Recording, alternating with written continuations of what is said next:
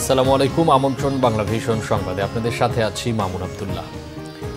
3 দিনের সরকারি সফরে ঢাকা এসেছেন ভুটানের প্রধানমন্ত্রী শেরিং টোবগে। আজ সকাল 8টায় হজরত শাহজালাল আন্তর্জাতিক বিমানবন্দরে অবতরণ করেন তিনি। তাকে স্বাগত জানান প্রধান উপদেষ্টা ডক্টর মোহাম্মদ ইউনূস। পরে সাভারে জাতীয় স্মৃতিসৌধে গিয়ে মহান মুক্তিযুদ্ধের বীর শহীদদের প্রতি শ্রদ্ধা জানান ভুটানের প্রধানমন্ত্রী। শেরিং টোবগে সফরের প্রথম দিন প্রধান উপদেষ্টার সঙ্গে আনুষ্ঠানিক দ্বিপক্ষীয় বৈঠকে মিলিত হবেন। প্রতিনিধি পর্যায়ে বৈঠকের আগে দুই সরকার প্রধান অংশ নেবেন একান্ত আলাপে। দ্বিপক্ষীয় বৈঠকে বাণিজ্য, বিনিয়োগ, যোগাযোগ, শিক্ষা, পর্যটন, সাংস্কৃতিক ও ক্রীড়া সহ বিভিন্ন ক্ষেত্রে সহযোগিতার বিষয়ে আলোচনা হবে বলে আশা করা হচ্ছে। ভুটানের প্রধানমন্ত্রীর ঢাকা সফরকালে দুই দেশের মধ্যে 3টি চুক্তি ও সমঝোতা স্মারক সই হতে পারে। পররাষ্ট্র উপদেষ্টা মোহাম্মদ তৌহিদ হোসেন সহ কয়েকজন উপদেষ্টা ভুটানের সরকার প্রধানের সঙ্গে সৌজন্য সাক্ষাৎ করবেন। সফর শেষে শেরিং টোবগে আগামী সোমবার ঢাকা ত্যাগ করবেন।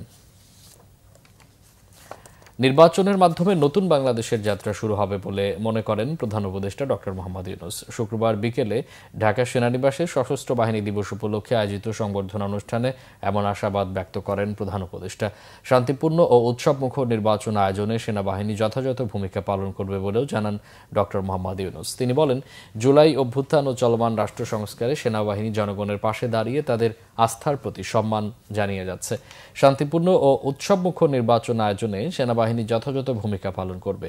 সশস্ত্র বাহিনীর সংবর্ধনায় যোগ দেন বিএনপি চেয়ারপারসন বেগম খালেদা জিয়া সহ বিভিন্ন রাজনৈতিক দলের নেতারা। বেগম খালেদা জিয়ার সাথে বৈঠকও করেন প্রধান উপদেষ্টা ডক্টর মোহাম্মদ ইউনূস।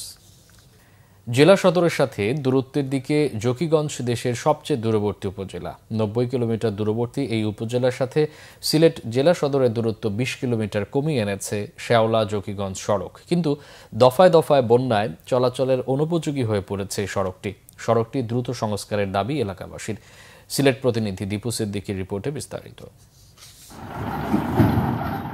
সিলেটের বিয়ানীবাজারের দুবাগ ইউনিয়ন, জকিগঞ্জের Kholachhara union, Birshri union, Zakiganj Sadar union ও জকিগঞ্জ পৌরসভার বাসিন্দাদের একমাত্র যাতায়াতের সড়ক হল শেওলা জকিগঞ্জ সড়ক। একসময়ের ব্যস্ত সড়কটির এখন বেহাল অবস্থা। এ পথে মানুষের চলাচলও কমে গেছে। স্থানীয়দের অভিযোগ, শেওলা জকিগঞ্জ সড়ক সংস্কারের দাবিতে সিলেট ও ঢাকায় আবেদন করেও কোনো ফল পাওয়া যায়নি। 2022 সালের দফায় দফায় বন্যায় জায়গায় জায়গায় খানাখন্দ আর বড় বড় গর্তের কারণে চলাচলের অনুপযোগী হয়ে পড়েছে। তবুও ঝুঁকি নিয়ে চলছে সব ধরনের যানবাহন। দুর্ঘটনাও ঘটছে নানা সময়। ভোগান্তি কমাতে স্থানীয় মানুষই ক্ষতিগ্রস্ত সড়কটি মেরামতের কাজে নেমে পড়েছেন। যে জায়গায় সরকার ব্যর্থ, সরকারের কাছ থেকে আমরা কোনো অনুদান পাই নাই, সেই জায়গায় আমরা আমাদের প্রবাসী ভাইদেরকে নিয়ে, আমাদের এলাকার বিত্তবানদেরকে নিয়ে আমরা আজকের এই কাজের শুভ উদ্বোধন করেছি। আমরা চেষ্টা করব, আমরা যখনই কষ্টের শিকার হই তবে আমরা কষ্ট লাগাবে আমরা এগিয়ে আসে, যেহেতু সরকার আমাদেরকে কোনো সাপোর্ট দিতে পারছে না। যতদিন পর্যন্ত সরকারের এই কাজ না আসে আমরা ইনশাআল্লাহ এই রাস্তার সংস্কার বারবার করতে থাকব। মানুষ পয়সা দিতে চায়, কিন্তু নির্ভরযোগ্যতার অভাবে মানুষ অনেক সময় আপনার নিজের পয়সাটা দিতে পারে না। অনুমোদন পেলে দরপত্র আহ্বান সহ সড়ক সংস্কারের প্রক্রিয়া শুরুর আশ্বাস দিয়েছে এলজিইডি। 2022 ফ্ল্যাট প্রকল্পে 48 কোটি টাকা আমরা প্রাক্কলন সদর দপ্তরে প্রেরণ করেছি। আশা করি এই প্রাক্কলনটা অনুমোদিত হবে।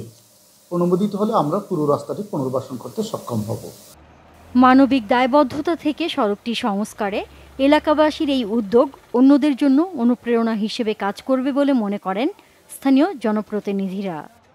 দীর্ঘদিন থেকে এই রাস্তাটা সংস্কার না হয় আসলে জনগণের দুর্ভোগ চরম পর্যায়ে, মূলত মানুষের কষ্ট লাঘব করার জন্যই এই উদ্যোগ আমাদের। দাপ্তরিক প্রক্রিয়া শেষ করে দ্রুত শেওলা জকিগঞ্জ সড়কের সংস্কার কাজ শুরুর দাবি ভুক্তভোগী এলাকাবাসীর। Bangla vision news desk. July গণ অভ্যুত্থানে ক্ষমতাচ্যুত সাবেক প্রধানমন্ত্রী শেখ হাসিনার মৃত্যুদণ্ডাদেশ ইস্যুতে প্রতিক্রিয়া জানিয়েছে পাকিস্তান। শুক্রবার নিয়মিত সাপ্তাহিক ব্রিফিংয়ে পাকিস্তানের পররাষ্ট্র দপ্তরের মুখপাত্র তাহির আন্তরাবি শেখ হাসিনার ফাঁসির রায়কে বাংলাদেশের অভ্যন্তরীণ বিষয় বলে মন্তব্য করেন। এমনকি বাংলাদেশের জনগণ গণতান্ত্রিক ও সাংবিধানিক প্রক্রিয়ার মধ্য দিয়ে এই সমস্যার সমাধান করতে সক্ষম বলেও জানান তিনি। 17 নভেম্বর মানবতা বিরোধী মামলায় শেখ হাসিনাকে মৃত্যুদণ্ডের রায় দেয় আন্তর্জাতিক অপরাধ ট্রাইব্যুনাল। 2024 সালের 5 আগস্ট ছাত্র জনতার মহা অভ্যুত্থানে পতন ঘটে ফ্যাসিস্ট শেখ হাসিনার। ওই দিনই তিনি পালিয়ে যান ভারতে। এরপর থেকে তিনি ওই দেশেই অবস্থান করছেন। শেখ হাসিনাকে ফেরত দিতে ভারত সরকারকে একাধিকবার চিঠি দিলেও সে বিষয়ে কোনো জবাব দেয়নি দিল্লি। ফুটবল, গত মৌসুমে স্প্যানিশ লা লিগায় সেরা খেলোয়াড় হয়েছেন বার্সেলোনার তরুণ তুর্কি লামিনে ইয়ামাল। এতে মাত্র 18 বছর বয়সে মর্যাদাপূর্ণ ডি স্টেফানো ট্রফি জিতেছেন এই তরুণ তুর্কি। লা লিগায় গত মৌসুমে 31 গোল করে সেরা নৈপুণ্য দেখিয়েছেন রিয়াল মাদ্রিদ তারকা কিলিয়ান এমবাপ্পে। এছাড়া রিয়ালের ভিনিসিয়াস জুনিয়র, বার্সেলোনার রাফিনিয়া ও পেদ্রিরাও লিগে ভালো পারফর্ম করেছেন। রবার্টো লেভানদোভস্কি 27 গোল করে বার্সেলোনার লা লিগা জয়ে বড় ভূমিকা রেখেছেন। সেখানে লামিনে ইয়ামাল লিগে 9 গোল এবং 13 অ্যাসিস্ট করে বার্সেলোনার সাফল্যে অবদান রেখেছেন।